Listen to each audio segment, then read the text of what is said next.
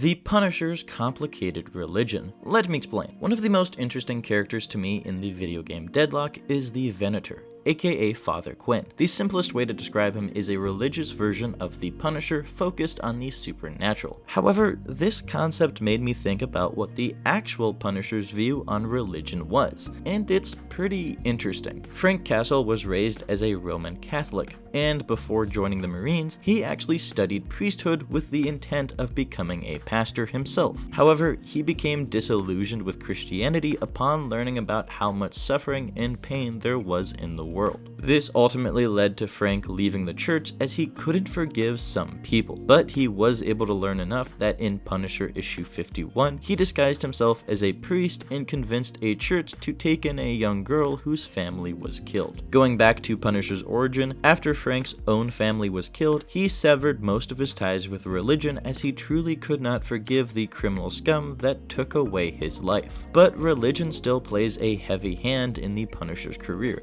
as he has fought quite a few cultists and villains who hide behind religion to justify their actions. Of course, Punisher made sure these criminals met their creator, whoever they thought that was, and continued on his mission. However, in 1998, Punisher would get a 4-issue miniseries where he became an agent of heaven and gained special magic guns that killed demons.